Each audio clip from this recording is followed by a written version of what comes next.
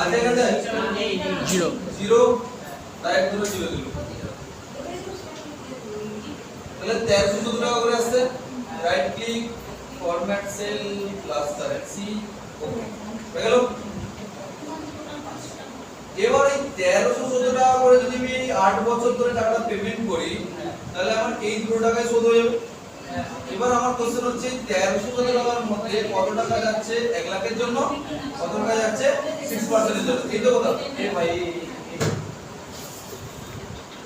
এবার দেখো লোন পোরশনের জন্য, তাহলে লোন পোরশন বলতে আসল টাকাটার জন্য, তাহলে আসল টাকাটার জন্য কত টাকা দিচ্ছি আমি সেটা ক্যালকুলেশনের জন্য সূত্র কি হয়েছিল বিপিএমটি।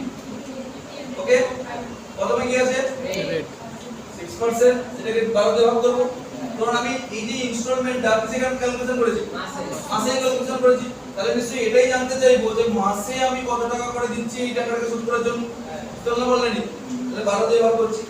এবার নতুন জিনিস আসছে দেখো পার বলে, পার কথার অর্থ পিরিয়ড, পিরিয়ড বলে তো পিরিয়ড বলতে সামথিং লাইক আমি কত বছর ধরে টাকাটা শোধ করছি 8 বছর ধরে, মানে অ্যাকচুয়ালি যদি মাসে ক্যালকুলেশন করি তাহলে কত মাস ধরে হচ্ছে 96টা মাস। আমি 96 মাসের মধ্যে কত নম্বর মাসের জন্য এটা দেখতে চাইছি যে আমি 1314 এর মধ্যে আসল টাকাকে কত শোধ করছি ইন্টারেস্ট টাকাকে কত শোধ করছি।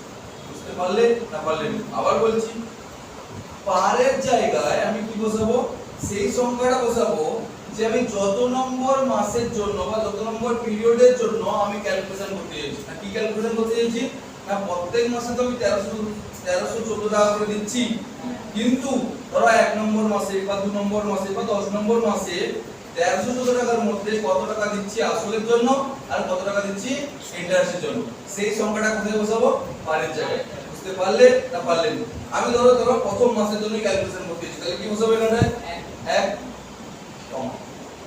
অনেক ওয়েবসাইটে গুগলে বা অনেক জায়গায় অনেকে হয়তো বলে যে পার সব সময় 1 হবে, এরকমটা মানে নেই, পারের জায়গায় যে কোনো পিরিয়ডের ভ্যালু বসতে পারে। ওকে তারপরে কি আছে এম্পিয়ার, এম্পিয়ার মানে কি ডিউরেশন, ডিউরেশন ইনটু 12।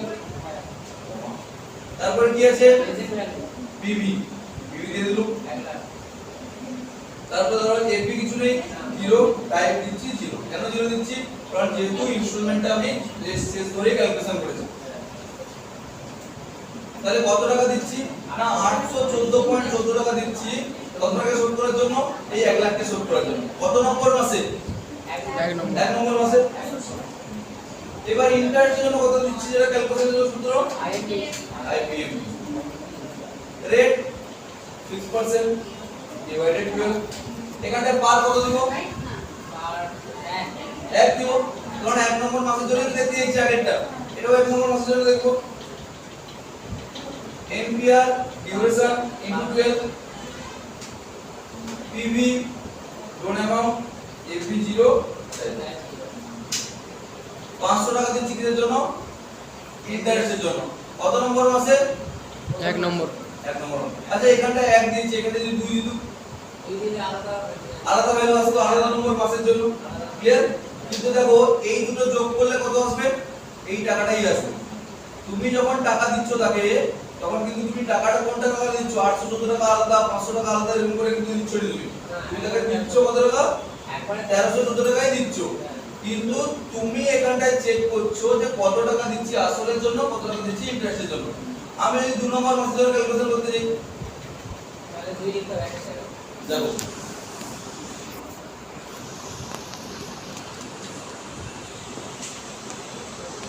সেখানে আমি সূত্র লিখব কি পিপিএমটি রেট ডিভাইডেড 12 কমা কত নম্বর মাস ধরো 2 নম্বর মাসের জন্য, ampere duration PV AP 0 type 0। দেখো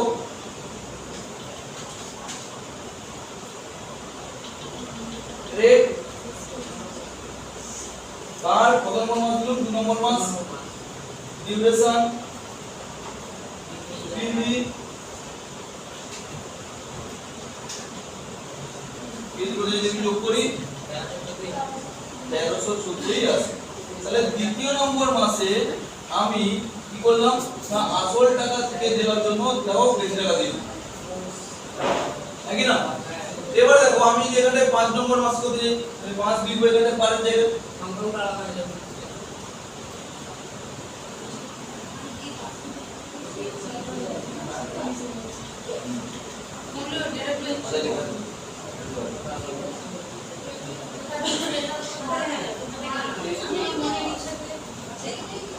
ওকে আছে তো 5 নম্বর মাসে তুমি ধরো কত মাস ধরে টাকা দিচ্ছি তো 96 মাস ধরে আমি যদি 90 মাসের জন্য ক্যালকুলেশন করতে চাই তো 90 দেব এখানটা 90 দেব